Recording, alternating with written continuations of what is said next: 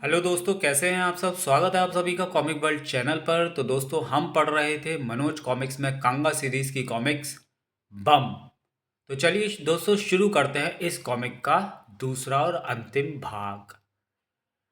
Truck में पड़ी बोतल को उठाकर तोड़ने के बाद इसी पल ट्रक के फर्श पर गिरता चला गया इंस्पेक्टर स्पीड। पुफ पुफ उफ। ओह, ये इधर आने को बेचैन हो रहा है। इंस्पेक्टर स्पीड ने फौरन उन हुकों को खींच दिया और दूसरे ही पल ट्रक से कूदकर कार की छत पर पहुंचा गए। एक तो गया, अब यह अंतिम बचा है और इसके लिए मेरे हाथ ही काफी हैं। इंस्पेक्टर स्पीड का मजबूत शिकंजा कस गया उसकी गर्दन पर और फिर तभी हटा जब कुत्ता लाश में बदल गया। कांगा की ओर लपक पड़ा वह। बम फटने में बचे हैं कुल 5 मिनट। उसी समय बाहर। उफ, क्या हो गया बकरा। तुम्हें पहले ही इंजन चेक करके रखना चाहिए था। बस हो गया, इग्निशन का एक तार हटा पड़ा था। शायद ये किसी चूहे की कारस्तानी थी जिसने पूरे 25 मिनट खराब कर दिए। जल्दी करो, बम भी फटने वाला है। हो गया। भीतर कांगा को स्वतंत्र कर चुका था इंस्पेक्टर स्पीड। इसी पल विमान के इंजन का स्वर सुनकर उछल पड़ा वह। ओह, टाइगर और बकरा विमान द्वारा भाग रहे हैं, लेकिन मैं उन्हें भागने नहीं दूंगा। आओ मेरे साथ जल्दी, बम फटने में 2 मिनट बचे हैं। दांत भींच कर रह गया इंस्पेक्टर स्पीड। नहीं, इन दोनों शैतानों का बच निकलना मेरी जबरदस्त हार होगी। हाँ, तुम कर सकती हो ये। अब इस बम को उस विमान पर गिरा दो। इंस्पेक्टर स्पीड की बोली को समझ नहीं पा रही थी कांगा। और तब एक अन्य बटन बम कमीज से तोड़कर फोड़ डाला उसने। ये मेरी भाषा नहीं समझती, इसे इशारों से ही समझाया जा सकता है। और इस बार इंस्पेक्टर स्पीड के संकेत को जैसे तुरंत समझ गई कांगा। शाबाश, जल्दी जल्दी करो। उड़ान भरते विमान पर बम उछालने में क्षणिक भी विलंब न किया कांगा ने। ये क्या, ये तो वही बटन बम। और उसके आगे के शब्द इस भयानक धमाके में खोकर रह गए। न जाने कितने टुकड़ों में बदल गए थे दोनों के जिस्म। रुकी वहां कांगा भी नहीं थी। ये निश्चित रूप से मुझे कोई नुकसान पहुंचाने का इरादा नहीं रखता, लेकिन मैं फिर भी इसके लिए रुक नहीं सकती। पृथ्वी के लोगों को समझने के लिए न जाने मुझे कितना वक्त लगेगा। ठहरो, रुको, मुझे अपना मित्र समझो। मुझसे डरो मत, मैं तुम्हारे बारे में जानना चाहता हूँ। लेकिन इंस्पेक्टर स्पीड के लाख चिल्लाने पर भी ना रुकी कांगा और ओझल हो गई थी उसकी आंखों के सामने से। समाप्त। तो चलिए दोस्तों, ये कॉमिक्स यहीं पे समाप्त होती है। इसके आगे एक और कॉमिक्स है जिसका नाम है हीरे सबके लिए। तो चलिए दोस्तों, शुरू करते हैं। ये हीरे तुम सबके लिए हैं, मगर तुम्हारे जीते जी तुम्हें ये हासिल ना होंगे। काव काव। उड़ने वाली लड़की, ये तो कौवे की तरह चिल्ला रही है।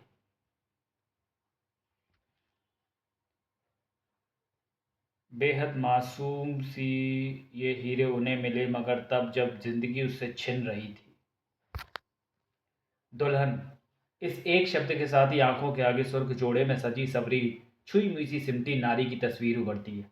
इस रूप को धारण करने के बाद लड़की के लिए बाबुल का घर पराया हो जाता है। औलाद के स्नेह से लबालब भरे दिल पर पत्थर रख लेते हैं वो माँ बाप जो बेटी की मामूली छींक से भी तड़प उठते थे। न जाने ससुराल में कैसा माहौल मिले। माँ बाप रिश्तेदारों द्वारा दिए गए उपहारों को आज दान भी नाम मिल गया है, दहेज।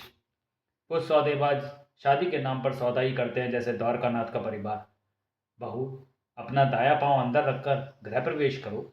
वाह, बहू क्या है, साक्षात लक्ष्मी है, लक्ष्मी। हा हा हा। निसंदेह अपने इंजीनियर पुत्र की तगड़ी कीमत वसूल की थी शहर के जाने माने सेठ द्वारकानाथ ने। लेकिन मोटे दहेज पर भी कोई अपनी निगाहें खोटी करे तो उसे क्या कहे। अजी सुनते हो, मैंने कहा इसमें हीरे का हार तो है ही नहीं।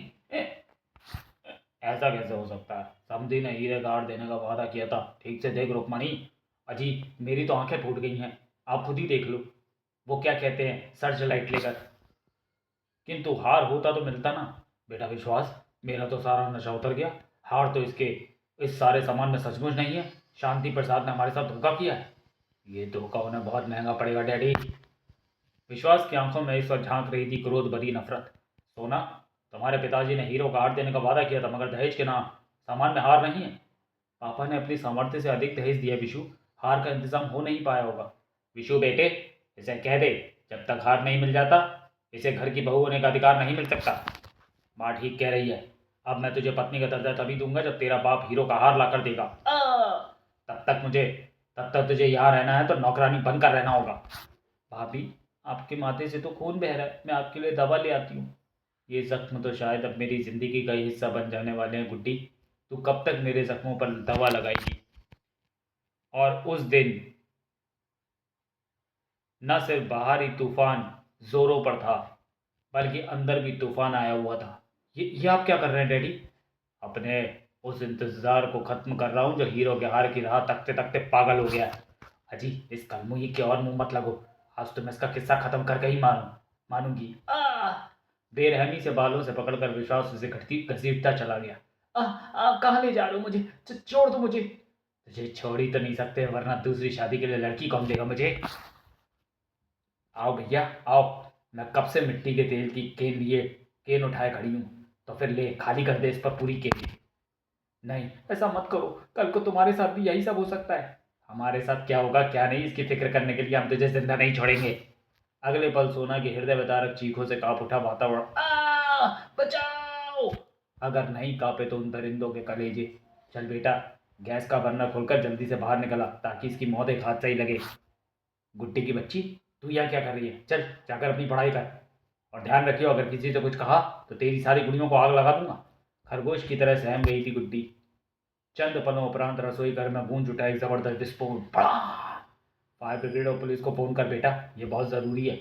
जब तक पुलिस पहुंची, रसोई घर की प्रत्येक वस्तु इतनी जल चुकी थी कि इंस्पेक्टर स्पीड को इस घटना को सिर्फ दुर्घटना के रूप में ही दर्ज करना पड़ा। लाश बुरी तरह जल चुकी है। जरा सी लापरवाही कभी कभी कितनी घातक साबित हो सकती। स्कूल की रेसेस की घंटी बजते ही पल भर में खाली हो जाती थी कक्षा। लेकिन आज वहां सुबक रही थी गुड्डी। गुड्डी, अरे क्या हुआ तुझे? तू रो क्यों रही है? नहीं, मैं तुम्हें कुछ नहीं बताऊंगी, वरना डैडी मेरी सारी गुड़ियाओं को सोना भाभी की तरह आग लगा देंगे। ओह, तो तेरी नई भाभी को तेरे डैडी ने जलाया है? नहीं, उन्होंने तो भाभी के हाथ बांधे थे। माँ ने सीढ़ियों से धक्का दिया था, दीदी ने तेल छिड़का और भैया ने आग लगाई थी। तू घबरा मत गुड्डी, ऐसे शैतानों को सबक सिखाने का जिम्मा उठाया मेरी कौआ दीदी ने। मैं वहां नहीं जाऊंगी बबलू, वो मेरी गुड़ियाओं को भी जला देंगे। चल। बबलू की कौआ दीदी, कागलोक की राजकुमारी कांगा जो दुर्भाग्य से पृथ्वी पर रहने को विवश है। काव काव। कौआ दीदी। बबलू के इशारों से सब कुछ समझकर आंखें पर अलंकारी अंदाज में सुर उठी उसकी। काव काव। इंसान इंसान के खून का प्यासा कैसे हो जाता है, ये मैंने यहीं आकर देखा है। संकेतों से अपनी बात बबलू को समझा लेने में अब सफल रहती थी कांगा। काव काव। बबलू, क्या तुम मुझे उन 4 दरिंदों की तस्वीरें लाकर दे सकते हो? काव काव। ये बबलू, बाबा के कमरे से अक्सर कौए की आवाजें क्यों आती हैं? काव काव। बबलू बाबा, दरवाजा खोलो। बबलू ने दरवाजा खोला। क्या बात है आंटी? वो कौए की आवाजें कहाँ से आता है तुम्हारे कमरे से? वो आवाजें तो कैसेट से आती आती, वो देखिए। काव काव। ये छोकरा भी न जाने कैसा कैसा संगीत सुनता है। अलमारी के पीछे से बाहर आ जाओ कौआ दीदी, मोटी आंटी चली गई। इधर नई दुल्हन के रूप में द्वारका नाथ फैमिली में पहुंच चुकी थी रीना मजूमदार। सोना मेरी बचपन की सहेली थी और इसलिए मैंने इस शादी का प्रस्ताव खुद आपके समक्ष रखा था, ताकि सोना को खो देने के आपके दुख को मैं कुछ कम कर सकूं, अपनी सहेली की आत्मा को कुछ शांति दे सकूं। तुम और तुम्हारे विचार दोनों सुंदर है रीना। इधर आंखें लालच से बुरी तरह से फटी हुई थी द्वारकानाथ, रुक्मणी और मोहिनी की। हम हम तो एक ही सोचे बैठे थे, यहाँ तो दो दो हीरो के हार भेज दिए समधी जी ने। अरे पुलिस में एसपी है हमारा समधी, हमारे तो भाग्य खुल गए। अरे आओ बेटा आओ, देखो आखिर तुम्हारी मम्मी की इच्छा पूरी हो ही गई। वह तो होनी ही थी पिताजी, रीना एसपी की बेटी है, यह जानने के बाद ही मैंने शादी को हाँ की थी। इसी पल जैसे उनके दिल उछलकर हलक में आ फंसे, आंखें यूं फैल गई जैसे किसी मुर्दे को चलते हुए देख लिया हो। का का। ये हीरे तुम सबके लिए हैं, मगर तुम्हारे जीते जी तुम्हें यह हासिल ना होंगे। हार? वो हीरो के हार ले उड़ी है। ये तो कौवे की तरह चिल्ला रही है, कौन है ये? अरे कोई पकड़ो उसे, वह कल मुही मेरे हार ले गई। रीना, रीना बिटिया, हीरो के हार वो विचित्र सी कौवा लड़की ले उड़ी। क्या? मेरे सामान की रक्षा तक ना कर सके तुम सब? मरते वक्त मेरी माँ की अंतिम इच्छा थी कि शादी के बाद जब मैं पहली बार घर आऊं तो मैंने हीरो का हार पहना हो। तुम सबकी औकात तो इतनी भी नहीं कि मुझे हीरो का हार लाकर दे सको। रीना मेरी बात सुनो, ये हार मिल जाएंगे, हम पुलिस में। मैं कुछ नहीं जानती, अगर 3 दिनों में हीरो का हार मुझे नहीं मिला तो मैं तुम सबको हथकड़ियाँ लगवा दूंगी। उफ, ये एसपी की लड़की तो बारूद निकली। मेरी तो कल नेशनल स्टेडियम में शुरू हो रही एथलेटिक्स प्रतियोगिता में गोल्ड मेडल जीतने का सारा उत्साह ही ठंडा हो गया। अब क्या होगा बेटा? हम हीरो क्या कहाँ से लाएंगे? इस समय कुछ नहीं हो सकता माँ। तुम लोग जाकर आराम करो, मैं रीना को समझाने की कोशिश करता हूँ। इधर द्वारका निवास की छत पर मंडरा रही थी ये छाया। फट फट फट फट। शोले सी सुर्ख हो रही थी, सावले चेहरे पर दिखती हुई आंखें। का का और सोते से जगाया तो मोहिनी को दरवाजे पर पड़ती दस्तक में ठक ठक। ओफो, आधी रात को किससे मुझसे काम पड़ गया? दरवाजा खोलते ही चीख निकल गई उसके कंठे से। तो तुम का का दरवाजा एक झटके से बंद करने की उसकी कोशिश नाकाम कर दी थी गंगा ने। काव काव मौत के लिए दरवाजे बंद नहीं किए जाते। मौत तो सात ताले तोड़कर भी आ जाती है शैतान लड़की। भैया काव काव खूब चिल्ला ले, मगर सुबह का सूर्य देखना तेरे नसीब में नहीं लिखा है लड़की। बचाओ! मोहिनी की चीखों से हड़कंप मच गया पूरे घर में। क्या हो गया मेरी बच्ची को? क्यों चिल्ला रही है? घबराई नहीं पिताजी, हो सकता है मोहिनी कोई डरावना सपना देखकर डर गई हो। कमरे से गायब थी मोहिनी। मोहिनी कहाँ गई? अभी अभी हमने उसके चीखने की आवाज़ सुनी थी। वह जरूर किसी मुसीबत में है विशु। रहस्य से गोल हो गई विश्वास की आंखें। आईने पर चिपके इस कागज पर क्या लिखा हुआ है? सभी ने एक ही सांस में पढ़ लिया था उस मैटर को। आग की तपिश तुम्हें तभी मालूम पड़ेगी जब वह तुम्हारे अपने जिस्मों को छुएगी। सुबह ठीक 7 बजे आग तुम में से एक हत्यारिन मोहिनी के जिस्म को छुएगी। उसे बचा सकते हो तो बचा लो। ध्यान रहे, ठीक 7 बजे। ये क्या? उसी ने चिपकाया होगा जिसने मोहिनी को गायब किया है। उसने मोहिनी को हत्यारिन क्यों लिखा है? इसका मतलब उसे पता है कि हमने सोना को। तभी सरसार से स्वर में फुसफुसाया विश्वास। रीना इधर ही आ रही है, ध्यान रहे डैडी। उसे इस पत्र में कुछ बारे में कुछ पता ना चले। क्या हुआ विशु? मोहिनी दीदी कहाँ गई? मालूम नहीं रीना। हम सब उसकी चीखें सुनकर यहाँ आए थे, लेकिन उसका कुछ पता ही नहीं है। मुझे लगता है किसी ने मोहिनी दीदी का अपहरण कर लिया है। मैं भी पापा को फ़ोन करती हूँ। कुछ ही देर बाद पश्चात पुलिस फोर्स के साथ स्वयं एसपी मजूमदार घटनास्थल पर मौजूद थे। सर, घटनास्थल पर किसी प्रकार के संघर्ष का कोई चिन्ह नहीं है। हम्म विश्वास बेटे, तुम चिंता मत करो। हम मोहिनी बेटी को ढूंढने के लिए ज़मीन आसमान एक कर देंगे। धन्यवाद पिताजी। पुलिस के जाने के बाद आईने पर चिपके पत्र के रहस्य को समझने की कोशिश में विश्वास को जबरदस्त मानसिक श्रम करना पड़ रहा था। मोहिनी के अपहरणकर्ता ने अपने पत्र के माध्यम से हमारी बुद्धि को चैलेंज किया, मगर ठीक 7 बजे कहाँ कैसे आग के सुपुर्द कर देगा वो मोहिनी को? अचानक मोहिनी द्वारा एथलेटिक्स प्रतियोगिता में जीती शील्ड पर निगाहें जाते ही जैसे उसके जहन में धमाका सा हुआ। मुझे पता चल गया कि मोहिनी को उसका अपहरणकर्ता कहाँ और कैसे आग में जला देने वाला है। हवा के झोंके की तरह बाहर निकलता चला गया विश्वास। कहाँ जा रहे हो विशु? 6:45 हो चुके हैं। कुछ कहने सुनने का समय नहीं है डैडी। कार को आंधी तूफान की तरह नेशनल स्टेडियम की ओर दौड़ा दिया उसने। नेशनल स्टेडियम तक की आधे घंटे की दूरी को मुझे 15 मिनट में तय करना होगा। नेशनल स्टेडियम, जहां ठीक 7 बजे एशियन एथलेटिक्स प्रतियोगिता का शुभारंभ 7 फुट ऊंची इस विशाल मशाल को प्रज्वलित करने के बाद होना था। पूर्व ओलंपिक चैंपियन मिल्खा सिंह को मशाल प्रज्वलित करने का काम सौंपा गया था। धाड़ धाड़ कर बज रहा था मोहिनी का हृदय। मशाल प्रज्वलित की जाते ही ये पूरी मशाल ज्वलनशील एलपीजी गैस के कारण भक्क से जल उठेगी। इधर मिल्खा सिंह ने मशाल प्रज्वलित करने के लिए अपना हाथ उठाया। उधर स्टेडियम में प्रवेश किया विश्वास ने। रुक जाओ, मशाल मत जलाओ! लेकिन तब तक बहुत देर हो चुकी थी। विशाल मशाल में मौजूद एलपीजी ने भक्क से आग पकड़ ली थी। उफ! चीख भी तो ना पाई थी मोहिनी। विश्वास द्वारा चीखने चिल्लाने पर मशाल की अग्नि को तुरंत बुझाया गया, लेकिन उफ! ये तो मर चुकी है और इसके गले में हीरो का हार पड़ा है। सनसनी मच गई थी इस हत्याकांड के बाद। दर्शकों की भीड़ में मौजूद कांगा के चेहरे पर फैली थी असीम शांति। बबलू ने मुझे इस खेल के शुरू होने से पहले ही कार्रवाई यानी मशाल को प्रज्वलित किए जाने के बारे में बताया था। तभी मैंने सोच लिया था उस हत्यारे को सजा देने का तरीका। अब बारी है दूसरे हत्यारे की। इस घटना के 1 सप्ताह बाद। मम्मी, आप मंदिर में जाकर भगवान के दर्शन कर लो। मैं कुछ ज़रूरी काम निपटा कर अभी लौटता हूँ। ठीक है बेटा। मंदिर में कुछ देर बैठकर मोहिनी की आत्मा की शांति के लिए पाठ करूंगी।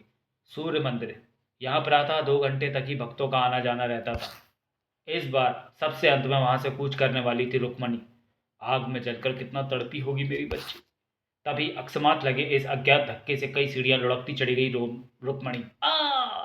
आंखों में कहर लिए सामने मौजूद थी कांगा। काव काव रुक्मणी को दबोचने के बाद वापस मंदिर की ओर उड़ चली कांगा। काव काव ऐसा ही दर्द से कराई होगी वो मासूम भी जिसे तूने सीढ़ियों से धक्का दिया था दुष्टा। बचाओ! उस वक्त मौत के भय से हल्दी के समान पीला पड़ चुका था रुक्मणी का चेहरा।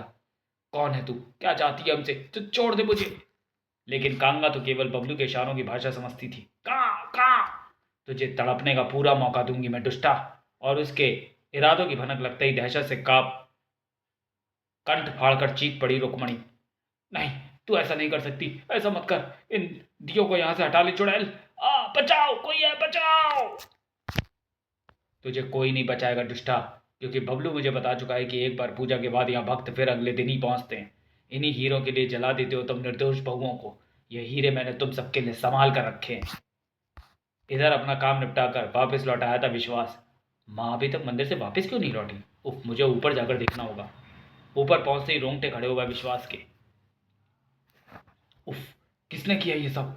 निश्चित रूप से उसी हत्यारे ने जिसने मोहिनी को खत्म किया। यहाँ भी हत्यारे ने कुछ हीरे छोड़ दिए हैं। कौन है हत्यारा? कहीं वही कौआ लड़की तो नहीं जो हीरे के हार ले उड़ी थी? मगर वह है कौन? उसे सोना की हत्या का पता कैसे लगा? दिमाग साए साए कर रहा था उसका। और रुक्मणी की मौत के तीसरे ही दिन, विशु, तुम्हारे नाम ये पत्र आया है। पत्र? पत्र पढ़ते ही उसका दिमाग भक्क से उड़ गया। सोना भाई ज्वेलर्स की दुकान से तुम्हें हीरे चोरी करने हैं विश्वास, और वो भी 3 दिनों में।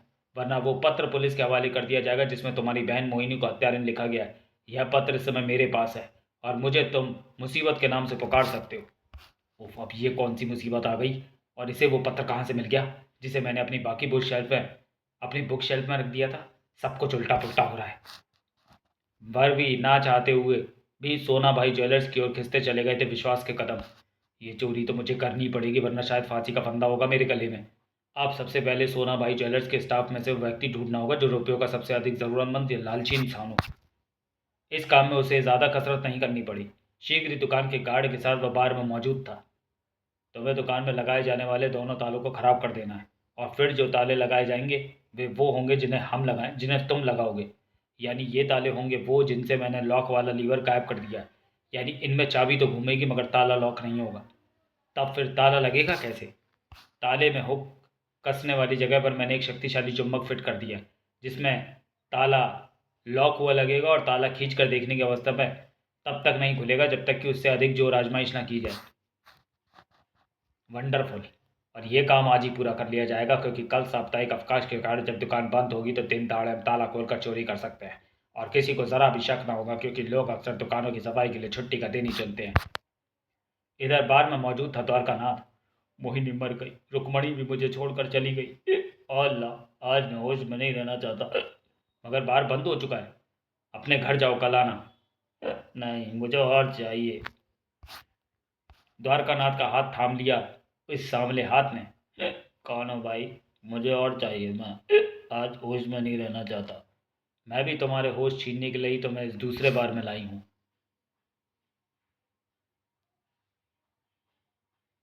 देर तक खुले रहने वाले इस बार में इक्का दुक्का व्यक्ति ही मौजूद थे। कांगा ने द्वारका का जाम शराब से लबालब भर दिया। मैं तुम्हें सोना की तरह रस्सी नहीं मांगूंगी, लेकिन मौत के सामने एक बंधे हुए व्यक्ति की क्या हाल होती थी ये तुम अभी थोड़ी देर में जान जाओगे। तुम कौन हो भाई? मैं भी कितना बेवकूफ़ हूँ जो इतना भी नहीं समझ सका कि तुम ज़रूर मेरे दोस्त हो।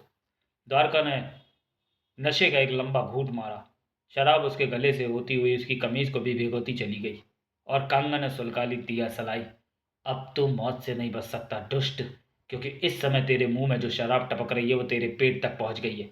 ओह इच, दूर करो इसे, तुम्हें पता नहीं है कि आग शराब की दुश्मन है। कांगा ने जलती हुई तीली को द्वारका के मुंह पर उछाल दिया। भक! आग! भाप! मैं जानती थी कि मुंह से होती हुई ये आग तेरे पेट में भरी मदरा तक अवश्य पहुंचेगी और फिर तू एक विस्फोट की तरह फट जाएगा। एक हक्का बक्का बुत सा बन गया था विश्वास इस खबर को सुनकर। डैडी मारे गए? ओ गॉड, वहां भी हीरे मिले? ओफ, क्या पहेली है ये। निश्चित रूप से भाई कौआ लड़की हत्याएं कर रही है, मगर क्यों? कहीं मुसीबत भी तो वही नहीं है। लेकिन जो जुर्म सोना की हत्या करके हम कर चुके हैं उसे छुपाए रखने के लिए मुझे फिलहाल मुसीबत के कहे अनुसार वो चोरी करनी ही होगी। अगले दिन ठीक 11 बजे अपना हुलिया थोड़ा बदल कर विश्वास सोना भाई ज्वेलर्स की दुकान पर पहुंच चुका था। शंकर, ताले खोलो। किसी को शक ना हो इसलिए मैं फर्नीचर पर पॉलिश करने वाले को भी साथ लेता आया हूँ। दोनों दुकान में प्रवेश कर गए। शंकर, सभी जेवरों को एक बैग में भर लो ताकि ये ठीक से फर्नीचर पर पॉलिश कर सके। सभी जेवरात बैग में भरने के पश्चात, सुनो, हम आधे घंटे में जेवर रखकर लौटते हैं, तब तक तुम अपना काम शुरू करो। जी साहब। इस प्रकार दिन दहाड़े हुई एक सफल चोरी। लूट की दौलत के साथ विश्वास ने अपने बेडरूम में कदम रखा तो उछल पड़ा। ये क्या हरकत है रीना? रीना नहीं, मुसीबत कहो मिस्टर विश्वास। हाँ, तुम्हें इस चोरी के लिए मैंने ही उकसाया था, क्योंकि मैं अपनी सहेली की हत्या का बदला एक एक करके तुम सबसे लेने के लिए ही तुमसे शादी करके यहाँ आई थी। अपनी हत्या से एक दिन पहले सोना ने मुझे तुम सबकी डिमांड के बारे में सब कुछ बता दिया था। फिर सोना के जल जाने की खबर सुनते ही मैं समझ गई थी कि एक और नारी दहेज की बलि चढ़ा दी गई है। और अब मैं जानती हूँ कि तुम्हारे पास लूट की दौलत मौजूद है। पुलिस को फ़ोन कर चुकी हूँ मैं, वो पहुँचती ही होगी। सोना मर्डर केस की जांच के लिए अब कुछ नहीं बचा मिस्टर विश्वास, मगर इस चोरी के लिए तुम्हारा मुंह जरूर काला होगा। क्रोध से दांत भींचते हुए विश्वास ने हाथ में थमा बैग रीना पर दे मारा। नागिन! उफ! इसी पल बाहर गूंज उठा पुलिस सायरन और बैग उठाकर दरवाजे पर झपट पड़ा विश्वास। पुलिस! उफ! लेकिन दरवाजे के बाहर निकलते ही उसका जिस्म हवा में तैर गया। काव काव! तो इस घर में मेरा आखिरी शिकार है। नो! कांगा! ओह, तो ये सारे मर्डर कांगा कर रही थी, मगर क्यों? और ये सोना भाई ज्वेलर से चोरी किया गया माल ही तो होना चाहिए। मुझे बचाओ इंस्पेक्टर, ये मुझे जिंदा नहीं छोड़ेगी। छोटी छोटी उड़ाने के बाद यहाँ से वहाँ उड़ती चली गई कांगा। ये मुझे कहाँ लिए जा रही है? मुझे छोड़ दो प्लीज। और इस और इस पल कांगा की मंशा समझकर थर्रा उठा विश्वास का पूरा वजूद। नहीं, ऐसा मत करो, नहीं नहीं। जहाँ आग हो वो धुआं वहीं निकलता है। अनायास ही चिमनी उसकी पकड़ में आ गई। नहीं, मुझे बचा लो, मैं कानून से सजा पाने के लिए तैयार हूँ। काव काव! कांगा के तीक्ष्ण नाखून विश्वास के एक हाथ में फंस गए। नहीं! काव काव! इंस्पेक्टर स्पीड लगातार उसका पीछा करता हुआ अब वहां पहुंचा था। ओह, वो उसे चिमनी में गिराकर जला देना चाहती है। इधर कांगा ने विश्वास के दूसरे हाथ को भी लहूलुहान कर दिया था और नहीं! और ये रहे तुम्हारे हिस्से के हीरे। और तब वहां से एक लंबी उछाल भरी उसने। काव काव! धुएं में आमली मांस जलने की गंध बता रही है कि मेरा ये निशाना भी खाली नहीं गया है। सचमुच नीचे पिघले हुए स्टील के पात्र में जाकर गिरा था विश्वास, जहां पलक झपकते ही मांस हड्डियों से जुदा हो गया था उसका। और फिर तू अकेली नहीं है गुड्डी, मैं तेरे साथ हूँ हमेशा के लिए। सोना भाभी भी मुझे बहुत प्यार करती थी, और तुम भी कितनी अच्छी हो भाभी। इधर बबलू समाचार पत्र में पढ़ रहा था कांगो द्वारा की गई हत्याओं का समाचार। दहेज हत्यारों की विचित्र कौआ लड़की द्वारा हत्याएं। उन्हें उनके जुर्मों की दी गई ये सजा भी कम है। ऐसे जल्लादों के तो टुकड़े टुकड़े करके कुत्तों को खिला देना चाहिए। समाप्त। तो चलिए दोस्तों, वीडियो को यहीं समाप्त करते हैं और मिलते हैं कांगा सीरीज की अगली कॉमिक्स डार्क 10 में। डार्क 10 के प्रभाव से मैंने अपने तक पहुंचने वाले उस प्रकाश को खत्म कर दिया है जिससे किसी की आंखें मेरे प्रतिबिंब को देख पाती हैं। यानी अब कोई भी आंख मुझे नहीं देख सकती, मैं अदृश्य हूँ। कहाँ कहाँ? आंखें किसी भी प्राणी को कुदरत की अद्भुत देन है। आंखें किस प्रकार देखती है, जटिल प्रक्रिया को समझने के बाद जब वह बन गया अदृश्य मानव तो क्या हुआ। पर यह कांगा का आगामी एक और अद्भुत थ्रिलर कॉमिक्स विशेषांक डार्क 10। तो चलिए दोस्तों, मिलते हैं फिर डार्क 10 में। तब तक के लिए धन्यवाद।